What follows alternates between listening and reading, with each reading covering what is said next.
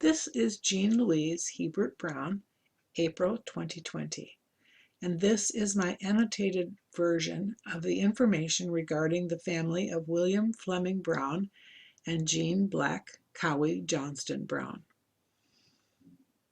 The first pages are my personal overview of my family, and the next are my mother's, Catherine Sarah Brown. She has a family history, a Brown family history. And if you'd like to read them, just click the pages. My family's paternal history starts with Ellen Lennon, who was born in Ireland on September 9, 1856. She and Richard Fleming had a son they named William. And then Mr. Fleming probably died because Ellen then married a Mr. Brown, and he adopted William, who then changed his name to William Fleming Brown. Ellen Lennon came from Ireland. And the next page are the names of her descendants. So she moved apparently from Ireland to Scotland because that's where she ended up. Here's a map of Great Britain, so you can see where Ireland and Scotland are. Next are pictures of William Fleming Brown. He attended school until the age of 14, and then he found his life's employment working a loom in a carpet factory and later becoming a pattern designer. He was interested in horticulture and grew wonderful produce. My father remembered going with him using tweezers to pick the bugs off his father's prize-winning plants. William had an allotment in the Ossington Public Garden and became the vice president of the garden, which is still in existence in Kilmarnock, and here are the directions. He briefly sold clocks, and this is one of those clocks. William had a beautiful bass voice and a love of singing and acting. He was always in demand at public concerts. He sang in the choir at the Rickerton Parish Church. Here are some pictures of the church director and organist, Matthew Wilson.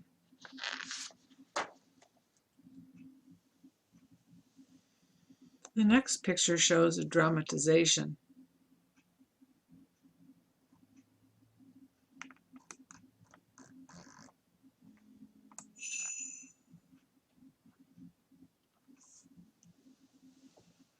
Completely different from the church choir singing.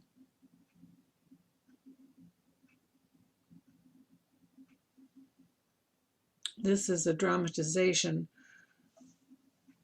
of a Robert Burns poem called Tam O'Shanter. William is at the top of the picture, which you'll see in a second, and he plays the part of a warlock. In the poem, Tam stumbles onto a coven of witches and warlocks after staying out late drinking at the tavern, much to his wife's chagrin, and he gets chased home by the witches and warlocks, who eventually grab his horse's tail and pull it right off. William had friends who liked to pose for pictures with him, presumably fellow thespians. In the next two pictures, William is on the right.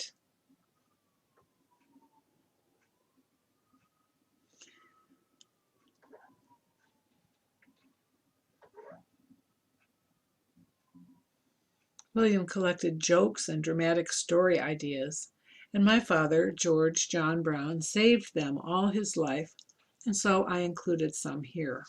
One joke is, she, how is it that you were not at the Simpsons' Christmas party? He, I stayed away for a personal reason. She, may I know what it is? He, well, I was not invited. The newspaper article attests to William's acting ability. It says, the leading part, Stephen Plum, was entrusted to Mr. W. Brown, and the delineation was most effective. In fact, just what might have been expected of a professional player. The audience repeatedly signified their appreciation of Mr. Brown's efforts, and their applause was fully deserved. William's reputation was that of being a quiet man with unassuming manner, who was very charitable in service to others, and whose intelligence was noted to be above average.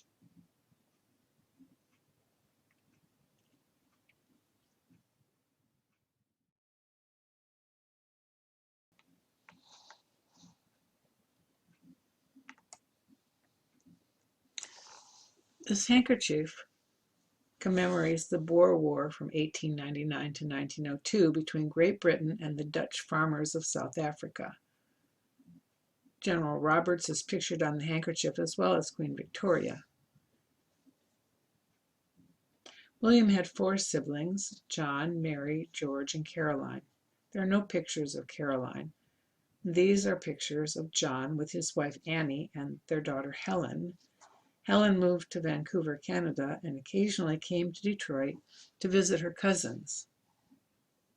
His sister Mary, who called herself Nelda, married James Robertson, and with their 5 children, emigrated to the United States, settling in Detroit, Michigan. Years later, the Robertsons would help the Browns when they left for the United States. Here are some pictures of the Robertsons. Here's 4 generations: Jim Robertson, his mother, his daughter Jean, and his granddaughter Doris.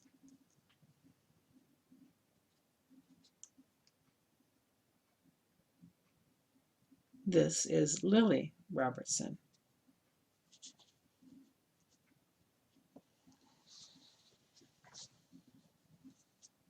Here are some snapshots.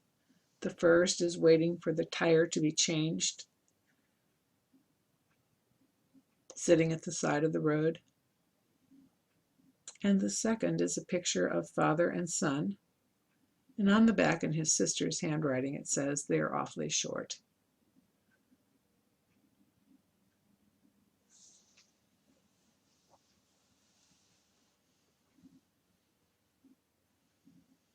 The last pictures are of Marion Robertson and James Robertson.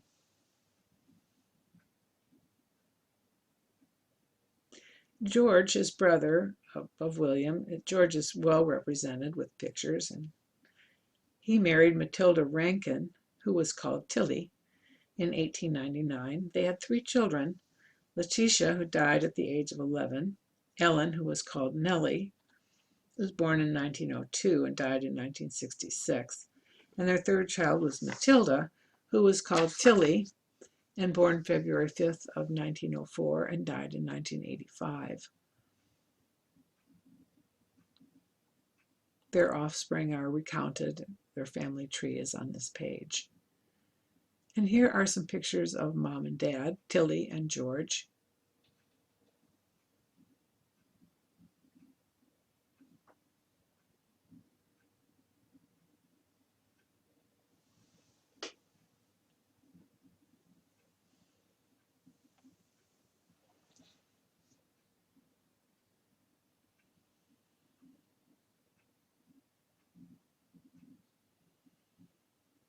On the back of the picture with Tilly and George at the beach, Tilly comments something about the fact that she seems to always have her coat on in her pictures.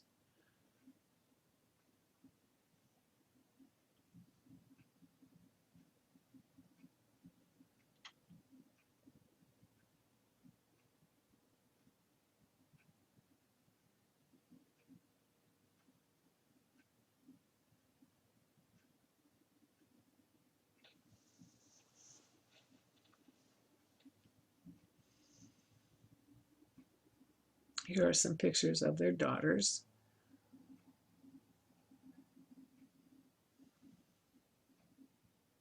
This is one of my favorite pictures. It's Tilly visiting Kirkintilloch, Scotland. And she's standing by a tree in her winter outfit. And next is a picture of Kirkintilloch.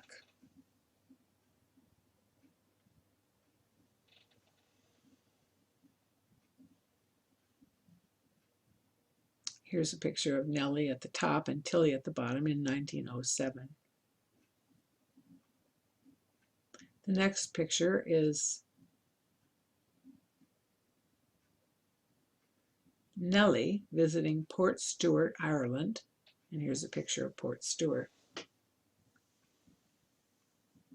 The last picture is of the two Tillys, Tilly the mother and Tilly the daughter.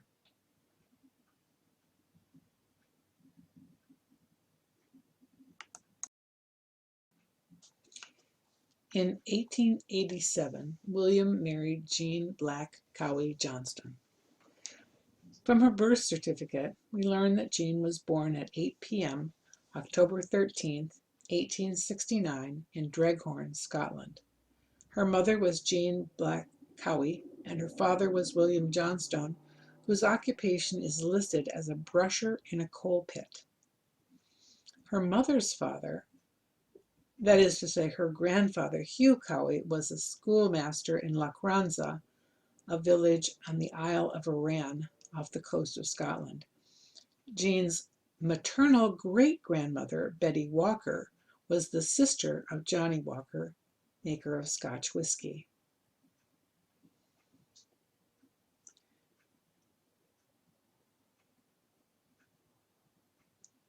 Jean's father, William Johnstone, was born in 1826 and died in 1912. He was one of 8 children. His family had been farmers, however, his father was in the road contracting business for several years and later became a specialist with vitrified clay products in a firm in the village of Dreghorn, Ayrshire, Scotland. There's a family tree. And Jean's parents, Jean and William Johnstone, had 6 children: Mary, Elizabeth, Rachel, John, Henry, and Jean. In 1849, her brother Henry went to California because of the gold rush and died in San Francisco. Here are some pictures of Jean, one with her sister Elizabeth Muir.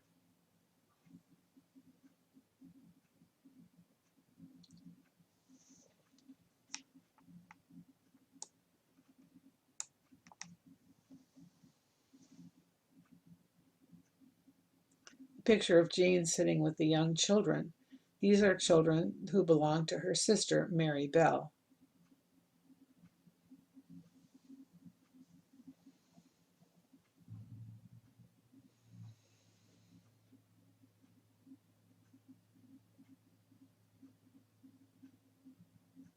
The beautiful brooch was a Cairngorm, which is a kind of a national stone of Scotland, and it was in Aunt Helen's possession, Helen Walker's possession, and came to me.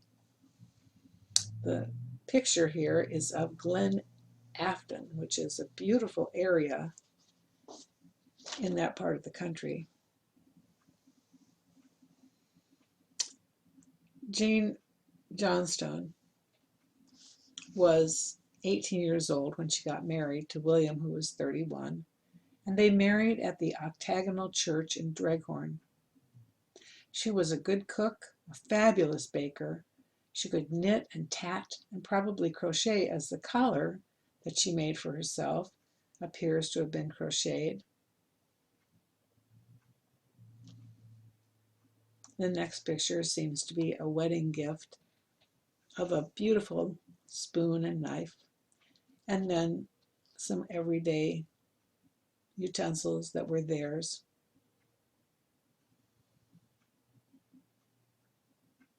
They moved into a tenement, a 2-room tenement in Kilmarnock at 33 Kirkenholm Street. It's no longer there, it's been torn down. When I was young, we had dozens of these coasters and table protectors that Jean had made, and this is all that I have left. Eventually, the couple had 7 children, 5 of whom survived to adulthood. And this is their family picture, one of my favorite pictures as well. The children went to the Bentock School. This is the picture of their primary school in Kilmarnock.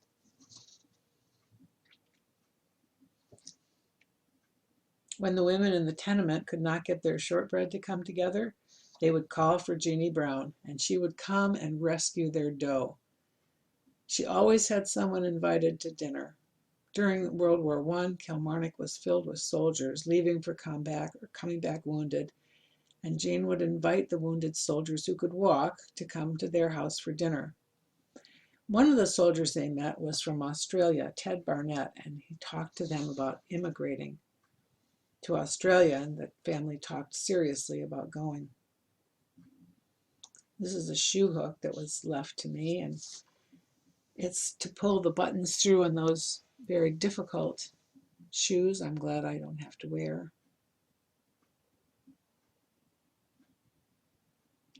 Also living in their home eventually was Jean's father, William. He was an older man when he lived there, quiet, kept to himself. From him, I inherited a shoehorn, which I use all the time.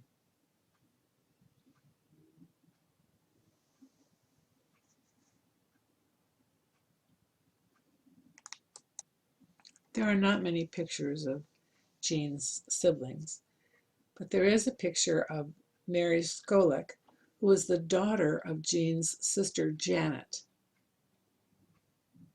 and a picture also of Mary's son Jim and his wife.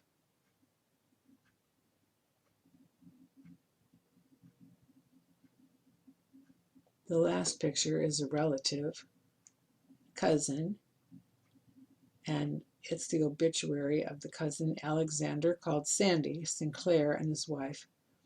In 1894, he was on a team that rescued 16 men during a great storm, and he got a medal from Queen Victoria. And George Brown wrote a paper about it in 1937 when he was in college and got an A.